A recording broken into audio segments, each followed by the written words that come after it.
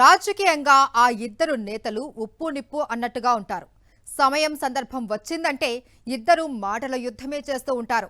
రాజకీయ ఆధిపత్యం కోసం అందివచ్చే అవకాశాలను వదులుకోకుండా ఒకరిపై మరొకరు విమర్శలు గుప్పించుకుంటూనే ఉంటారు. వారిలో ఒకరు ప్రస్తుతం అధికార పక్షంలో ఉంటే మరొకరు ప్రతిపక్షంలో ఉన్నారు. అలాంటి నేతలు ఈ మధ్యన ఒకరికొకరు ఎదురుపడ్డారు. ఆ తర్వాత ఏం జరిగింది? ఈయన పేరు బాల్కా సుమన్. బీఆర్ఎస్ పార్టీలో సీనియర్ నేత. గతంలో ఎంపీగా, ఎమ్మెల్యేగా పనిచేసిన బాల్కా సుమన్ గత అసెంబ్లీ ఎన్నికల్లో బీఆర్ఎస్ అభ్యర్థిగా మంచిర్యాల జిల్లా చెన్నూరు నియోజకవర్గం నుంచి పోటీ చేసి ఓడిపోయారు. ఆ ఎన్నికల్లో కాంగ్రెస్ నుంచి పోటీ చేసిన వివేక్ వెంకటస్వామి ఎమ్మెల్యేగా గెలిచారు. అప్పటి నుంచి రాజకీయంగా ఎమ్మెల్యే వివేక్, మాజీ ఎమ్మెల్యే బాల్కా సుమన్ మధ్య మాటల తూటాలు పేరుతున్నాయి. చెన్నూరు నియోజకవర్గ అభివృద్ధి విషయంలో ఒకరిపై ఒకరు తీవ్ర స్థాయిలో విమర్శలు గుప్పించుకుంటూ వస్తున్నారు. ఇదంతా ఇలా ఉంటే తాజాగా తెలంగాణ అసెంబ్లీ లాబీలో ఈ ఇద్దరు నేతలు ఎదురుపడ్డారట. ఒకరినొకరు పలకరించుకున్నారట. అంతవరకు అయితే ఓకే గాని ఆ ఇద్దరు నేతలు సుమారు 15 నిమిషాలు ముచ్చటించుకున్నారట. ఇదే ఇప్పుడు అటు బీఆర్ఎస్లోనూ ఇటు కాంగ్రెస్లోనూ చర్చనీయాంశంగా మారింది. ఆ ఇద్దరు నేతలు ముచ్చటించుకోవడాన్ని చూసిన రెండు పార్టీల నేతలు ఈ ఇద్దరు అసలు ఏం మాట్లాడుకుని ఉంటారు అనేది తెలుసుకోవడానికి ఆసక్తిని చూపుతున్నారట.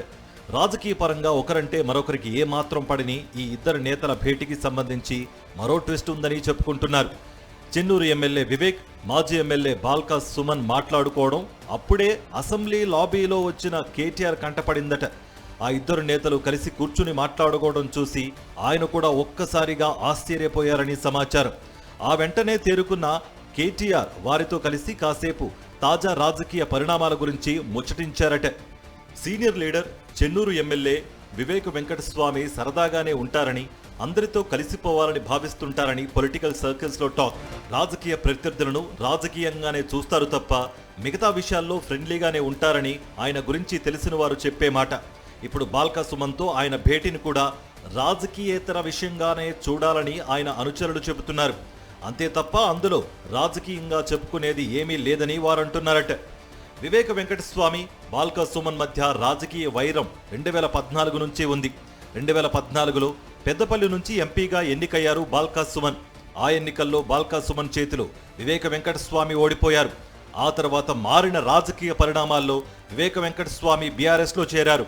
2019లో జరిగిన సార్వత్రిక ఎన్నికల్లో పెద్దపల్లి ఎంపీ అభ్యర్థిగా బీఆర్ఎస్ నుంచి పోటీ చేయాలనుకున్నారు.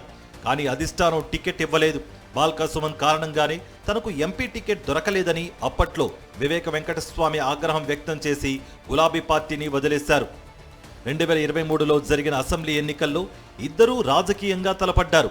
చెన్నూరు నియోజకవర్గం నుంచి కాంగ్రెస్ అభ్యర్థిగా పోటీ చేసిన వివేక్ ఈసారి బీఆర్ఎస్ అభ్యర్థి బాల్కా సుమన్ పై గెలిచారు.